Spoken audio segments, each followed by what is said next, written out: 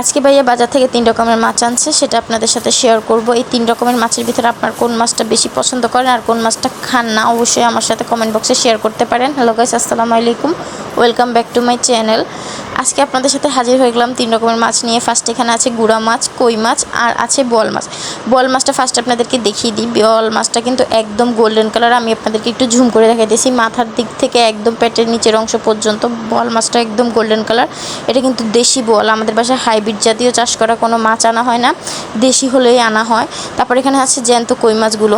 অনেকে বলে মেয়েদের নাকি কই মাছের প্রাণ, আপনারা কি একমত যে আসলে মেয়েদের কি কই মাছের প্রাণ?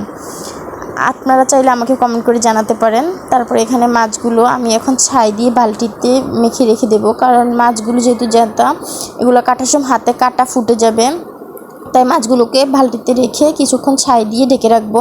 আমাদের বাসায় কই মাছ হলে আমরা এভাবেই কাটি। কই মাছ, শিং মাছ, মাগুর মাছ, এই 3 রকমের মাছ আমরা এভাবে বালতিতে রেখে কিছুক্ষণ ছাই মাখিয়ে রেখে দিই।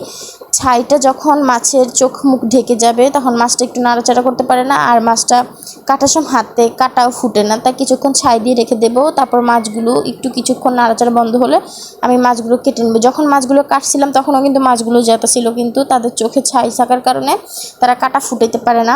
তারপর এভাবে মাছ কাটার সুবিধা হয়, আপনারা চাইলে এভাবে মাছ কাটতে পারেন। অপরদিকে আফু কাচকি মাছগুলোকে সুন্দর করে পানি দিয়ে ধুয়ে পরিষ্কার করে নিয়েছে।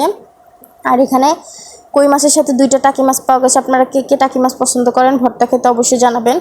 এই যে আফু সুন্দর করে কাশি মাছগুলো ধুয়ে প্যাকেট করে ফেলেছে, ফ্রিজে রেখে দেবে। এদিকে আমি কই মাছটা সুন্দর করে ধুয়ে পরিষ্কার করে রেখে দিব ফ্রিজে। আর আমি আগে বোয়াল মাছটা খেতাম না, আপনারা কে কে খান অবশ্যই জানাবেন। এখন আলহামদুলিল্লাহ আমি শ্বশুরবাড়ি আসার পর থেকে খাই। ছোটোবেলায় খাইতাম, তারপর আবার বড় হয়ে খাইতাম না, এখন আবার খাই। আর এই 2টা টাকি মাছ দেখতে পারতেছেন।